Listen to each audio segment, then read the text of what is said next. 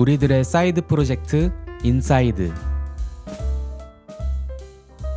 안녕하세요. 사이드의 제이현입니다. 요즘 날씨가 왜 이렇게 계속 춥나요? 눈치가 빠르신 분들은 제가 지금 2마디 정도 한 것 같은데 벌써 눈치를 채셨을지도 모르겠습니다. 제가 이번 주에 감기에 너무 심하게 걸려서 지금 목소리가 좀 이상합니다. 네. 사실 제가 조금 전에 이 테스트로 이 팟캐스트 녹음을 짧게 한 2분 정도 따봤거든요. 근데 목소리가 너무 지금 감기 목소리가 나와서 저도 제 목소리가 좀 듣기 거북한 거예요. 보통 제 팟캐스트 에피소드 한 편이 20분에서 30분 정도 되잖아요. 그래서 이번 에피소드는 청취자분들이 30분 동안이나 제 이런 약간 맹맹한 목소리를 들으셔야 하는데 좀 거북하지 않을까 싶어가지고 이번 주 녹음을 한번 미룰까 고민을 좀 했었는데 그래도 제 목소리가 그렇게 중요하겠습니까? 한 번이라도 더 인사이트를 전해드리는 게 더 중요한 거 아닌가 하는 마음이 들기도 했고 결정적으로 지지난 에피소드에서 우리 오물개 님이 댓글을 달아주셨습니다.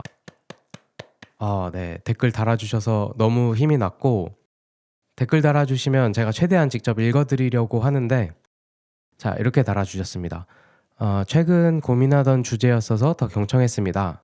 서비스 개발 전에 들었다면 좋았겠지만 이미 개발한 상태라 관련 커뮤니티에서 열심히 사람을 모아야겠어요. 네, 그래서 경청해 주셨다니 너무너무 감사드리고 진짜 너무너무 힘이 나더라고요. 제가 이렇게 떠드는 말들이 그냥 공중에 흩어지는 게 아니라 누군가한테는 진짜 작은 불씨 정도는 될 수 있겠구나 싶어가지고 네, 힘이 났습니다. 우리 오물개님 하고 계시는 서비스도 유저 많이 모아서 성공하는 서비스로 거듭나시길 바라겠습니다. 오물개님도 그렇고 우리 인사이드 청취자분들 그리고 사이드 커뮤니티 멤버분들 다들 어떤 서비스 하고 계시는지 궁금한데 제가 팟캐스트를 통해서 이렇게 여러분들의 프로젝트를 하나씩 소개하는 시간을 가지면 어떨까 하는 생각이 들었어요. 그래서 어떻게 보면 제 팟캐스트 최초의 코너라고도 할 수 있겠습니다.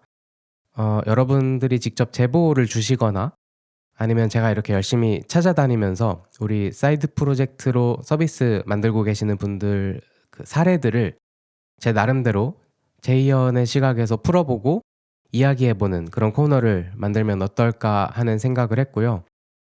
이렇게 좀 다양한 사례들을 다루다 보면 우리 청취자분들도 더 넓은 시야를 갖는 데 도움이 될 수 있지 않을까. 그리고 또 모르는 일이죠. 제 팟캐스트가 엄청 유명해져서 이 인사이드 팟캐스트에서 샤라웃 받는 것만으로도 홍보 효과를 되게 똑똑히 누리실 수도 있지 않을까 하는 생각이 들었습니다. 그래서 오늘 시작할 이 코너의 이름은 사이드픽이라고 정했습니다. 사이드픽. 매번 제가 에피소드 때마다 여러분들한테 제보를 받거나 아니면 사이드 멤버분들의 프로젝트를 제가 일일이 꼼꼼히 둘러보면서 딱 하나씩만 서비스를 골라가지고 좀 심층 탐구해보는 시간을 갖도록 할 텐데요. 자, 그럼 대망의 첫 번째 사이드픽. 네, 영광의 주인공은 자, 참고로 사이드픽 코너는 오늘 처음 시작이라서 당연히 아직 제가 제보를 받은 건 없고요. 그냥 제가 소개하고 싶은 사이드 프로젝트를 직접 찾아가지고 하나 가져왔습니다. 자, 첫 번째 사이드픽은 이 서비스의 이름이 바로 버닝메이트입니다. 버닝메이트. 이 서비스는 안드로이드랑 iOS 앱으로 나와 있고요. 사실 이 앱을 만드신 분이 저희 사이드 커뮤니티 안에 있는 스핀오프 모임이죠. 마케팅 콜라보 클럽이라고 하는 스핀오프 모임에서 활동하고 계시는 멤버분이 직접 만드신 앱인데요. 제가 이 앱을 보고 와, 이거 진짜 소개해야겠다 싶었던 이유가 있습니다. 사실 솔직히 말해서 세상에 제일 흔한 앱이 메모장 앱 그리고 투두리스트 앱 이런 거잖아요. 아마 앱스토어에 검색하면 수백 개는 나오지 않을까 싶은데요. 이게 버닝메이트가 투두리스트 앱입니다. 그래서 저도 처음에는 버닝메이트는 목표를 관리해 주는 앱이에요. 이런 이야기를 듣고서 그냥 체크리스트 만들고 투두리스트 관리하는 건가?' 이렇게 생각을 했었는데 이걸 직접 써 보고 나서 제가 '아 이거는 좀 다르다.' 하는 생각이 들었습니다. '이건 진짜 그냥 투두리스트가 아니구나.' 이 앱이 가지고 있는 확실한 차별점이 두 가지 정도가 있었어요. 그래서 그 이야기를 조금 해 드릴 건데 먼저 첫 번째 특별함은 바로 AI와의 조합입니다. 우리가 보통 목표를 세울 때 이 목표를 지키는 걸 실패하는 이유가 뭐냐면 보통은 목표를 너무 거창하게 잡아서 그런 경우가 많아요. 저 같은 경우는 예를 들면 올해 안에 토익 900점 받기, 다이어트 10 킬로 감량하기 뭐 이런 식으로 적어 놓으면 이걸 딱 맞닥뜨렸을 때 너무 막막해 가지고 시작을 잘 못하거든요. 그런데 이 버닝메이트는 버닝메이트에다가 "나 토익 900점 맞고 싶어." 이렇게 딱 입력을 하잖아요. 그러면 이 AI가 저의 이 막연하고 실현 불가능한 이런 애매한 목표를 되게 기가 막히게 쪼개 줍니다. 더 구체적이고 더 작고 좀 실현 가능하도록 목표를 쪼개서 제시를 해 주는데요. 예를 들면 영단어 30개 매일 외우기 아니면 매일 듣기 문제 10개 풀기 이런 식으로 좀 내가 당장 할 수 있는 작고 구체적인 미션으로 알아서 변환을 해 줍니다. 그래서 제가 써 보면서 되게 놀랐던 게 이 AI의 정확도가 생각보다 너무 높아요. 그냥 뜬구름 잡는 소리 하는 게 아니라 진짜 내 옆에 있는 페이스메이커처럼 저한테 설득력 있게 목표를 잡아 주더라고요. 심지어 제가 이 목표를 매일 잘 지키잖아요. 그러면 요즘 잘하고 계시네요. 오늘은 단어 5 개만 더 외워 볼까요?" 이런 식으로 제안도 합니다. 이름 그대로 진짜 나를 불태워 주는 메이트, 친구 같은 느낌을 받았어요. 그리고 두 번째 특별함은 바로 리워드인데 여러분 캐시워크 같은 거 많이 요즘 쓰잖아요. 걷기만 해도 돈 주는 거. 이게 1 원, 2원 이렇게 주는 게 아무것도 아닌 것 같아도 요런 소소한 리워드가 사람을 움직이게 하는 되게 큰 원동력이 되거든요. 그래서 버닝메이트도 내가 세운 목표를 달성하면 리워드로 보상을 줍니다.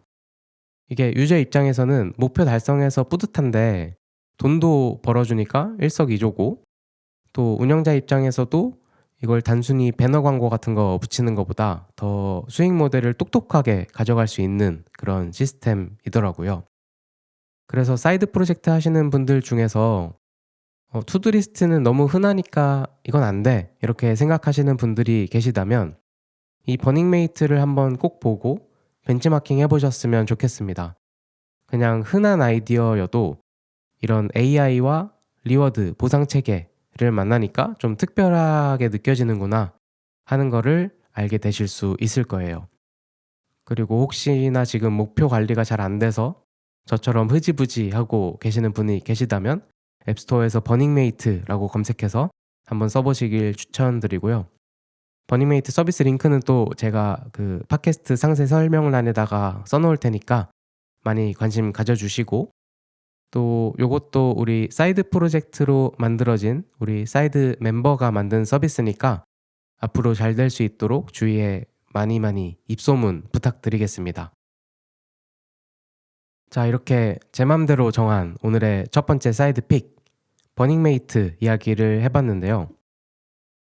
솔직히 어떠셨나요? 저도 오늘 이게 처음 시도하는 코너라서 듣는 분들이 좋아하실지 아니면 '아 굳이 남의 프로젝트 이야기는 듣고 싶지 않은데.' 하면서 지루해 하실지 좀 여러분들의 반응이 궁금하기도 하고 좀 떨리기도 합니다.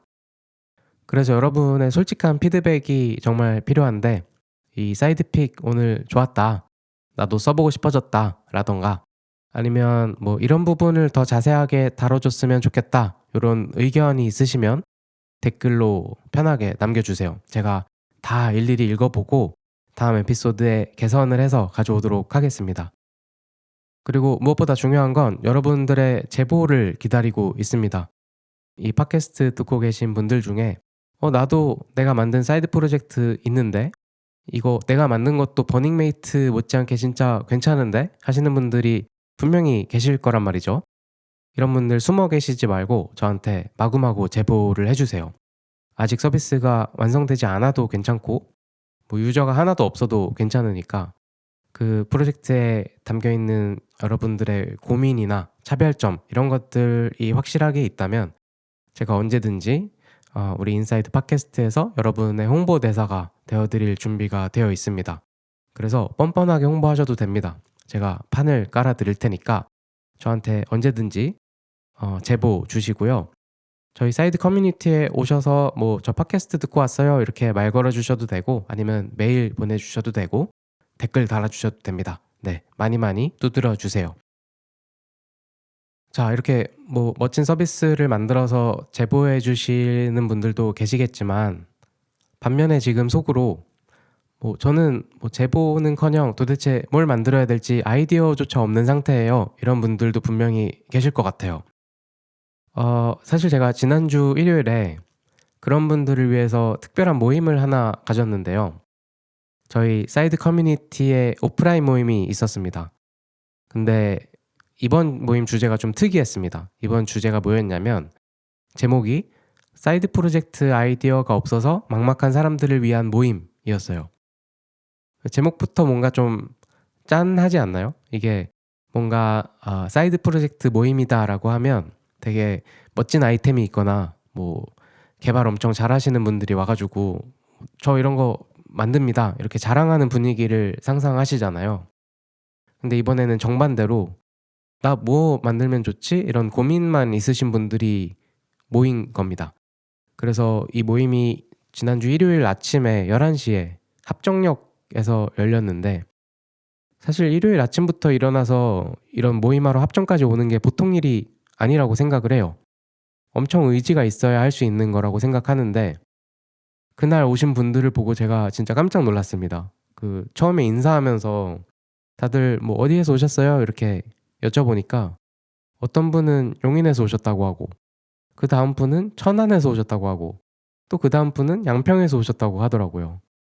총 8 명이었는데 아침부터 막 기차 타고 막 광역버스 타고 이러면서 1 시간 넘게 걸려 가지고 오신 거예요, 그분들이. 그래서 그분들의 눈빛을 보니까 제가 좀 정신이 번쩍 들었습니다. '이분들이 진짜 진심이구나.'라는 걸 깨닫고 뭔가 다시 한번 우리 사이드 커뮤니티와 이런 모임들을 제가 운영하는 거에 대해서 좀 책임감이 다시 한번 느껴졌던 시간이었습니다. 사실 제가 이 모임을 기획을 해 놓고도 그전에 걱정을 되게 많이 했어요. 왜냐하면 모임 제목이 사이드 프로젝트 아이디어가 없어서 막막한 사람들의 모임이잖아요. 그래서 이 모임에 참석하시는 분들의 니즈는 아이디어가 막막하니까 뭐라도 아이디어 하나 얻어가고 싶어서 그래서 오신 걸 텐데 아이디어가 없는 사람들끼리 모여서 대화하는 모습을 한번 상상을 해 봤을 때 뭐 예를 들면 뭐 "우리 오늘 뭐 할까요? 뭐 아이디어 있으신 분?"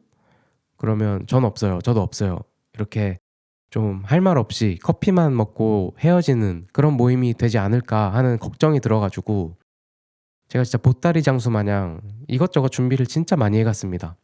혹시라도 대화가 끊기면 안 되니까 제가 그동안 아이디어를 떠올릴 때 잘 써먹었던 방법들을 좀 정리를 해 가지고 아이디어 발굴 워크시트 이렇게 워크시트를 만들어서 준비를 해 갔고요.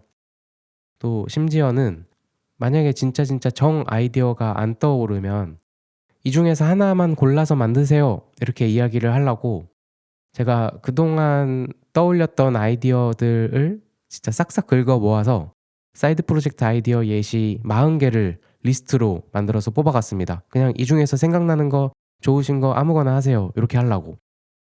근데 결과가 어땠는지 아세요? 제 이런 걱정이 진짜 쓸데없는 걱정이었습니다. 제가 이렇게 열심히 준비해 간 아이디어 발굴 워크시트랑 아이디어 리스트 40 개는 아예 꺼내 보지도 못했어요. 왜냐하면 그날 모이신 분들끼리 브레인스토밍이 너무 잘 돼서 2 시간짜리 모임 시간도 완전 초과할 정도로 대화가 많이 오갔는데요. 예를 들면 한 분이 "저는 이런 게 불편해요." 하고 툭 던지니까 뭐 다른 분이 "그거 이런 식으로 해결하면 어때요?" 하면서 새로운 아이디어가 나오고 뭐 또 다른 분이 "요즘 이런 기술이 있던데 한번 시도해 볼까요?" 막 이런 식으로 그 티키타카가 탁구공 왔다 갔다 하는 것처럼 서로 티키타카가 되는데, 오히려 제가 중간에 끼어들 틈이 없어 가지고 그날 제가 많은 발언을 하지는 않았습니다. 결국에 그래서 그날 모임이 되게 성공적이었고, 모임에 참석하신 분들이 그 한 명 한 명 8 분이 각자 다 구체적으로 자기만의 아이디어를 하나씩 손에 쥐고 돌아가셨습니다. 그래서 모임이 끝나면서 마지막에 어떤 분이 어 소감을 말하시면서 "대학 시절 이후로 브레인스토밍의 중요성을 처음으로 다시 느껴볼 수 있었다." 이렇게 피드백을 주셨는데, 아이디어라는 게 결국은 혼자서 계속 끙끙 앓는 게 아니라 이렇게 사람끼리 대화하면서 나오는 스파크 같다라는 거를 제가 이번 모임을 통해서 다시 한번 느꼈습니다. 자, 그렇지만 뭐 오늘 팟캐스트 듣고 계시는 여러분들은 당장 앞에 같이 대화할 8 명의 동료가 없을 수도 있잖아요. 그래서 오늘 팟캐스트에서는 제가 그날 모임 때 준비해 갔던, 그 비록 현장에서는 대화가 너무 잘 통해 가지고 쓸모없었던 그 아이디어 발굴 워크시트의 핵심 내용들을 좀 자세하게 풀어 드리려고 합니다. 이거는 제가 개인적으로 그동안 사이드 프로젝트들을 많이 진행을 해 오면서 아이디어를 어떤 식으로 얻었는지 돌이켜 봤을 때 좀 유형이 나뉘더라고요. 그 유형을 한 5 가지 정도로 나눠서 정리를 해본 건데, 정말 아이디어가 너무 없어 가지고 너무 막막할 때 여러분들을 어떤 영감으로 유도할 수 있는 어떤 하나의 장치 같은 역할을 해줄 수 있을 거라고 생각합니다. 자, 그래서 하나씩 이야기를 해 볼게요. 우선 아이디어를 얻는 첫 번째 방법은 가장 흔하고 기본적이지만 사실은 가장 강력한, 거의 유일한 방법입니다. 바로 내가 직접 겪은 불편함에서 시작을 하는 건데, 아마 이렇게 말씀드리면 또 뻔한 이야기다, 뭐 "불편함에서 시작하라는 말은 지겹다." 뭐 이렇게 반응하실 수도 있겠습니다. 네. 맞아요. 너무 흔한 말이죠. 근데 제가 이 흔한 이야기를 굳이 첫 번째로 꺼내는 이유는, 우리가 이름만 대면 아는 되게 성공한 서비스들도 처음에는 거창한 비전 이런 게 아니라 결국에는 자기가 필요했던 것, 자기가 좀 번거로웠던 것, 이런 거에서 시작됐다는 걸 말씀드리고 싶어서입니다. 가장 대표적인 사례로 토스가 있죠. 요즘은 토스를 안 쓰시는 분이 거의 없는 것 같은데, 지금은 금융 쪽에서는 거의 슈퍼 앱처럼 됐는데, 처음 토스를 만들 때는 이게 뭐 '대한민국의 금융을 혁신하겠다.' 이런 비전으로 만든 게 아니라, 그냥 그때 당시에 뭐 예를 들면 친구한테 밥값 10,000원 더치페이에서 보내려면은 은행 앱 켜 가지고 공인인증서 비밀번호 입력하고 막 보안카드 찾아 가지고 그 자물쇠 번호 2 자리 뒷자리 막 입력하고 ARS 인증받고 이런 식으로 해야 했던 시절이 있었습니다. 그런데 그게 너무 싫었던 거죠. 불편했던 거죠.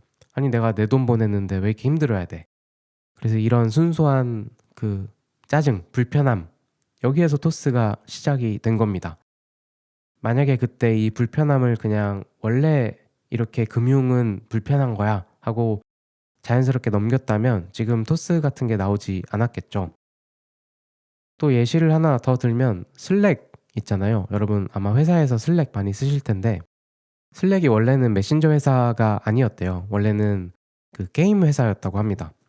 근데 게임을 개발을 하다 보니까 팀원들끼리 소통하는 게 너무 불편해서, 뭐 이메일로 소통하자니 너무 대화가 느리고 기존의 메신저를 쓰자니 기능이 부족하고 이래서 그냥 일하기 힘드니까 우리끼리 쓸 채팅이나 대충 만들어 보자 해 가지고 뚝딱뚝딱 만든 게 바로 슬랙의 시초였다고 합니다. 그래서 결국 그 게임 회사의 게임은 망했지만 그 사람들이 불편해서 만들었던 슬랙이라는 메신저는 지금 세계적으로 성공한 메신저가 됐죠. 그래서 여기서 제가 드리고 싶은 말씀은, 아이디어를 찾으려고 노력한다기보다 그냥 평소에 불편했던 거, 여러분의 짜증, 번거로움을 찾는 데 주력하시라입니다. 최근에 일 주일 동안 돌이켜 보면서 여러분들이 진짜 육성으로 막 '아 귀찮아 죽겠네.' 이런 게 나왔던 영역이 어디가 있는지, 그곳에 기회가 있을지도 모른다. 그래서 토스가 공인인증서의 불편함을 해결했던 것처럼 여러분들도 여러분들의 그 사소한 짜증을 해결해 주는 게 바로 세상이 기다리는 아이디어가 아닐까 하는 생각이 듭니다. 보통 아이디어를 찾으라고 하면은 '아 사람들이 뭘 불편해하지?' 이런 식으로 생각을 전개해 나가는데 그러지 마시고 여러분들 본인이 진짜 스스로 불편했던 거를 찾아보는 게 좋은 것 같아요. 자 그리고 두 번째 방법, 아이디어를 얻는 두 번째 방법은 해외에서 성공한 사례를 우리나라로 가져오는 전략입니다. 그 프로덕트 헌트 아니면은 해외 SNS 뭐 X나 스레드 같은 계정들을 보면 해외에서 되게 잘 되고 있는데 아직 한국에는 유명하지 않거나 없는 그런 서비스들이 있는데요. 이런 것들을 보고 영감을 얻어서 좀 국내 정서에 맞게 변형을 해 가지고 로컬라이징을 해 가지고 들여오는 방법이 있습니다. 예를 들면 여러분 혹시 요즘에 쿠팡 최저가 가격 추적해 주는 앱 알고 계신가요? 그 우리나라에 요런 서비스들이 몇 개 있는데 대표적으로 폴센트라는 서비스가 있고 역대가라는 서비스도 있습니다. 이게 쿠팡에서 제품이 가격이 매일매일 바뀌니까 이 가격 그래프를 추적해서 가장 저렴한 시점을 알려준다 요런 컨셉인데 사실 이런 오픈마켓 가격 추적 서비스의 개념이 우리나라의 폴센트나 역대가 같은 서비스들이 최초로 만든 게 아니고 원래 예전에 그 미국의 카멜이라고 하는 그 아마존에서 파는 물품들의 가격 그래프를 추적하는 서비스가 원래 있었습니다. 그래서 이게 미국에서 되게 오랫동안 잘 되고 있는 서비스였거든요. 사실 제품을 저렴하게 구매하고 싶다 이런 욕구는 미국 한정이 아니라 전 세계 공통이잖아요. 뭐 미국 사람이라고 해서 가격에 민감하고 한국 사람이라고 해서 가격에 덜 민감하고 이런 게 아니죠. 그래서 이 카멜처럼 한국에서는 쿠팡에서 가격 정보를 추적해 주는 서비스들이 만들어지고 이게 성공적으로 운영되고 있는 걸 볼 수 있습니다. 또 예시를 하나만 더 들어볼게요. 해외 사례를 가져온 거. 그 몇 년 전에 우리나라 10 대들 사이에서 유행했던 스컬이라는 앱이 있습니다. 이게 익명으로 친구들끼리 투표하는 앱인데 아마 들어보신 분들이 있을 거예요. 예를 들면 "우리 반에서 같이 롯데월드 가고 싶은 사람이 누굴까?" 이런 질문에 서로 익명으로 투표를 해 주고 누가 날 뽑았는지 이런 걸 볼 수 있는 앱이죠. 이게 당시에 한국의 고등학생이 만든 앱이라고 알려지면서 출시하자마자 앱스토어 1 위도 하고 되게 유명해졌었는데 사실 이것도 완전히 새로운 아이디어가 아니라 그 미국에 있는 가스라는 앱을 벤치마킹한 서비스인데요. 이 가스라는 앱도 똑같은 기능을 갖고 있는 앱이고 미국에서 학생들 사이에서 바이럴이 돼서 엄청나게 인기를 끌었던 서비스입니다. 요거를 보고 한국에 로컬라이징을 해서 가져온 거죠. 그럼 이게 무슨 뜻이냐? 미국 학생이나 한국 학생이나 좀 친구가 나를 어떻게 생각하는지, 누가 나를 좋아하는지 뭐 이런 것들을 궁금해하는 이 호기심 요런 것들은 전 세계에서 통할 수 있는 거라는 겁니다. 그래서 미국에서 가스가 잘 되는 걸 보고 '아 이런 욕망은 한국에서도 잘 되겠다.' 이렇게 확신을 한 거죠. 그래서 고민 없이 한국식으로 가져왔고 디자인도 한국식으로 다듬어서 출시를 했습니다. 그래서 성공을 했죠. 그래서 이런 사례에서 보는 것처럼 제가 여러분들한테 추천하고 싶은 방법은 그 해외 프로덕트 헌트 같은 사이트나 아니면 실리콘밸리 이런 데들을 매일매일 좀 탐색을 하시고 거기에서 이제 막 뜨고 있는 서비스가 있다면 그게 왜 뜨는지 어떤 인간의 본성을 건드리고 있는지 분석을 해 보는 겁니다. 그런 이유가 한국에도 유효할 것 같다. 이렇게 판단이 드시면 그걸 현지화를 잘 해서 한국에서 서비스할 수 있는 형태로 재탄생을 시키면 성공할 수 있는 확률이 높아질 것 같습니다. 그래서 계속해서 해외 서비스들에 관심을 두고 모니터링을 하고 계시면 기존에 보지 못했던 관점으로 좀 신선한 영감을 얻으실 수 있지 않을까 하는 생각이고요. 자, 그래서 두 번째 방법, 아이디어를 얻을 수 있는 방법은 해외 성공 사례를 참고해서 우리나라에 도입하자 이거였고 이제 세 번째 방법은 반대 방향입니다. 한국에 있는 걸 해외로 내보내자 이건데 우리가 한국에 살아서 잘 못 느끼지만 해외에서 입장에서 보면 되게 생소하고 재밌고 이렇게 신기한 요소들이 많을 수가 있거든요. 예를 들면 제가 최근에 사주를 봤거든요. 원래 사주 이런 거 많이 보는 스타일은 아니고 예 오해하지 마시고 그냥 재미로 사주를 한번 봤는데 보면서 들었던 생각이 이 사주라는 게 우리나라 사람들한테는 너무 익숙해 가지고 별로 신기하지도 않고 오히려 외면하는 경우도 많고 한데 요즘 이렇게 K컬처가 유행하는 흐름 속에서 외국인들 입장에서는 우리나라의 이 사주라는 문화가 어쩌면 좀 신기하고 생소하게 다가올 수도 있지 않을까 하는 생각이 들었습니다. 그래서 사주라는 거는 태어난 날짜, 태어난 시간 이런 걸 입력해서 보는 우리의 그 인생을 예측하는 빅데이터 같은 거잖아요.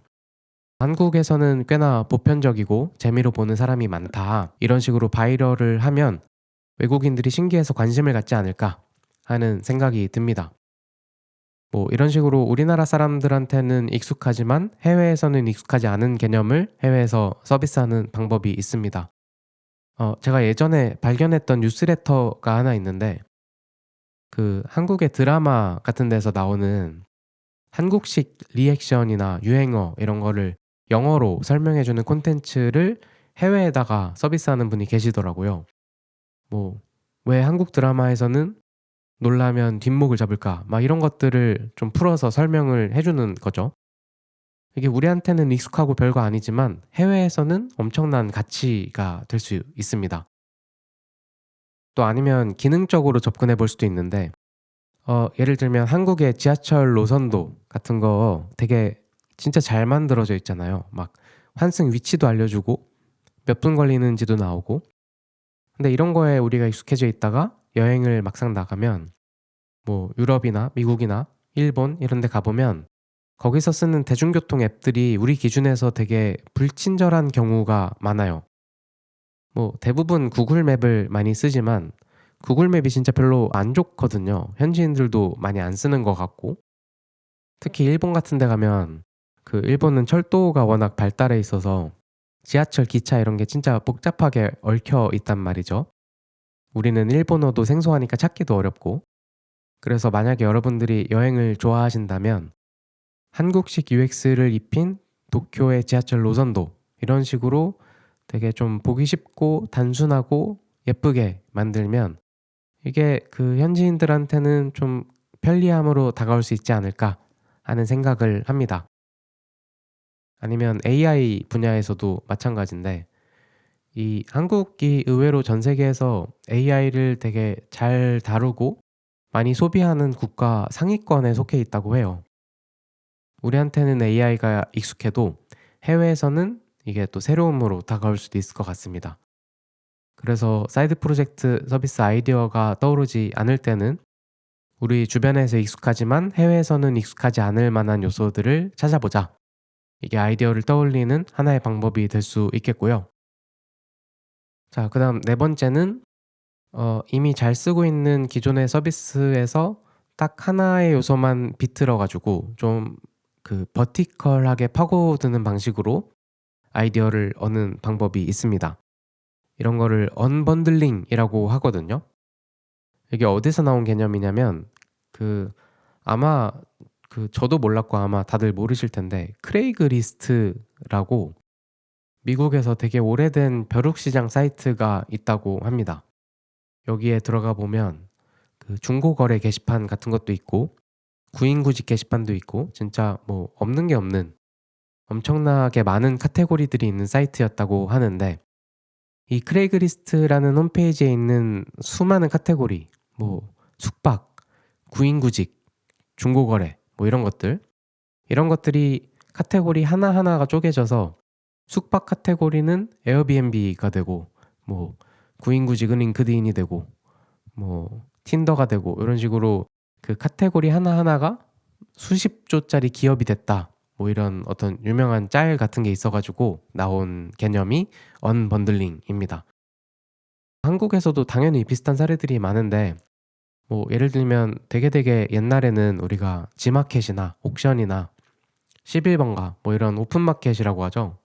이런 오픈마켓에서 여기는 카테고리 안 가리고 막 이것저것 다 파니까 뭐 여러 가지 상품들이 있는데 이 중에서 패션이라는 카테고리 하나만 딱 떼어내서 우리는 딴 거 말고 패션만 하자. 그중에서도 뭐 스트릿 패션만 미친 듯이 하자.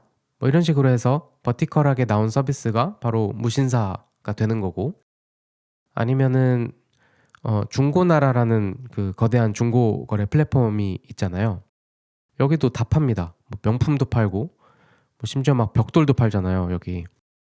근데 여기서 신발이라는 카테고리 하나만 딱 떼어내 가지고 우리는 딴 거 안 하고 신발만 전문적으로 거래할 수 있도록 돕는 플랫폼을 만든다 해서 나온 게 크림이라는 서비스가 있죠. 이런 식으로 우리가 그 기존에 잘 사용하고 있지만 너무 범위가 넓고 너무 덩치가 큰 서비스가 있다면 이런 서비스들은 여러 명, 그 다수의 사람들을 되게 두루두루 만족을 시켜야 되니까 좀 전체적으로 한 80점 정도 이렇게 누구나 만족할 수 있는 서비스로 만들 수밖에 없습니다. 그래서 우리는 그 덩치 큰 서비스들이 어쩔 수 없이 만든 80점짜리 하찮은 기능 하나를 딱 찾아내서 그거를 하나를 가져와서 100점짜리로 아주 뾰족하게 만드는 거죠. 뭐 이런 방법으로 아이디어를 얻을 수가 있을 텐데, 뭐 예를 들면 제 주위에 요즘에 아이를 낳고 육아하고 이런 사람들이 많이 있어 가지고 보니까 그 유모차나 이런 육아용품 같은 거를 당근으로 많이 사시더라고요. 근데 이게 아무래도 우리 아기가 사용할 물건을 사는 건데 중고를 사는 게 약간 찝찝하니까 엄청 꼼꼼하게 따져보면서 사시더라고요. 그런데 또 판매자가 그 상품에 대한 정보를, 내가 원하는 정보를 일일이 꼼꼼하게 입력하지 않은 경우가 많고, 그래서 좀 불편한데, 그러면 차라리 당근에서 육아용품이라는 카테고리만 딱 떼어내서 뭔가 뭐 어떤 게 있을까요? 뭐 육아 인증된 사람들끼리만 안전하게 거래할 수 있다라던가, 아니면 아기 개월 수에 맞게 장난감 상품을 알아서 추천을 해준다던가, 뭐 이런 식의 특화 기능을 좀 붙이면 이 육아 카테고리에 있어서만큼은 당근마켓이 따라올 수 없는 어떤 그 차별점을 만들 수 있을 거라고 생각합니다. 그래서 이런 식으로 거대한 서비스가 놓치고 있는 빈틈, 되게 사소한 틈, 이런 것들을 발굴하는 식으로 아이디어를 떠올려 볼 수 있겠고요. 그리고 마지막 다섯 번째는 아이디어 발굴하는 방법. 다섯 번째는 요즘 트렌드인 AI입니다. 사실 AI가 아직은 블루오션인 분야가 너무 많은 것 같아요. 주위를 둘러보면 뭐 물론 지금 AI 서비스들이 엄청 많이 쏟아져 나오고 있기는 한데, 그런 것들을 봤을 때 대부분 예를 들면 개발자를 위한 코드 생성기, 아니면은 뭐 마케터를 위한 카피라이팅, 뭐 디자이너를 위한 이미지 생성기, 이런 느낌으로 좀 이 IT 쪽에 친숙한 사람들을 위한 도구들이 많은 것 같습니다. 그래서 차라리 좀 시선을 돌리는 게 훨씬 좋은 것 같아요. 생각보다 아직 노션도 안 쓰고 엑셀로 일일이 수작업으로 업무를 한다던가, 아니면 진짜 엑셀도 안 쓰고 아직도 종이 장부를 쓴다던가, 아직도 전화로만 CS를 처리한다던가, 이런 것들이 제 생각에 그 주위에 꽤 많더라고요. 뭐 세무나 관세 요런 좀 반복적이고 보수적인 업무 영역 쪽에 많은 것 같던데, 요런 분야의 AI를 딱 한 스푼만 얹으면 되게 좋은 서비스가 나올 수 있을 것 같습니다. 자, 그래서 오늘 이야기가 좀 길었습니다. 제가 오늘 목소리도 별로 안 좋은데 말까지 너무 많았던 거 아닌가 싶네요. 자, 오늘 우리가 나눈 이야기, 아이디어가 막막할 때 아이디어를 발굴하는 다섯 가지 방법에 대해서 다시 한번 아주 짧게 요약을 하자면, 첫 번째는 진짜로 내가 불편한 영역을 찾는다. 이게 제일 좋은 거고, 그리고 두 번째는 해외에서 잘 되고 있는 서비스를 국내로 현지화해서 들여온다. 또 세 번째는 그거랑 반대로 국내에서 익숙하지만 해외에서 생소한 영역을 해외에다가 서비스한다. 그리고 네 번째는 이미 우리가 잘 쓰고 있는 서비스인데 좀 거대한 서비스 중에서 하나의 영역만 딱 특화를 해서 뾰족한 서비스를 만든다. 마지막은 아직 AI가 덜 쓰이고 있는 보수적인 영역에 AI를 붙여본다.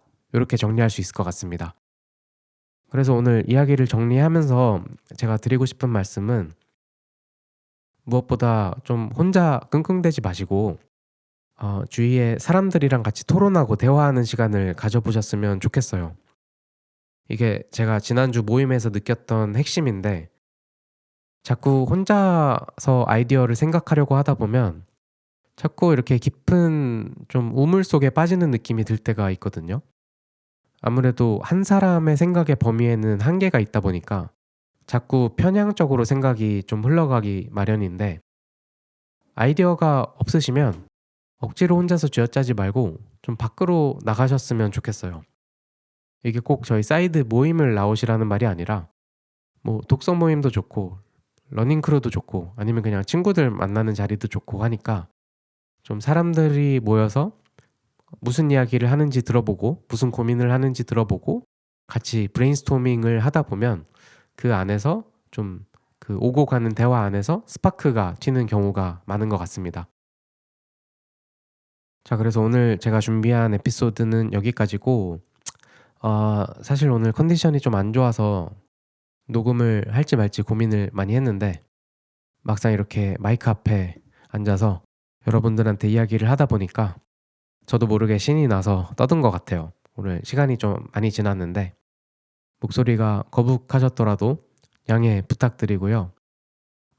오늘 초반에 소개했던 사이드픽 코너에서 이야기했던 버닝메이트라는 앱도 관심 많이 가져주시고 또 오늘 제가 이야기 드린 아이디어 발굴 워크시트 아이디어 발굴 워크시트 양식은 혹시 필요하신 분들은 뭐 댓글이나 저한테 메일이나 아니면 우리 사이드 커뮤니티에서 저한테 말 걸어서 요청 주시면 제가 전달을 해 드릴게요. 그래서 필요하신 분들은 다운로드 받아서 한번 제 이 워크시트의 빈칸을 채워보면서 아이디어를 떠올려 보시는 것도 좋을 것 같습니다. 그래서 혹시 오늘 방송 듣다가 뭐 나도 번뜩이는 아이디어가 생각났다 하시는 분들은 우리 커뮤니티에 오셔서 자랑해 주시고 그러면 제가 제일 먼저 달려가서 피드백 드릴 테니까요. 여러분들의 그 머릿속에만 머물고 있는 생각들이 좀 이렇게 세상 밖에 나와서 같이 스파크를 튀겨 가지고 누군가의 문제를 해결해 줄 수 있는 멋진 서비스가 되는 그날이 빨리 왔으면 좋겠고요. 제가 여러분들의 사이드 프로젝트를 항상 응원하고 있으니까 열심히 밀어드리고 응원하도록 하겠습니다. 자, 감기 조심하시고요. 오늘도 여러분의 주체적인 삶을 응원하겠습니다. 지금까지 우리들의 사이드 프로젝트 인사이드 제이언이었습니다.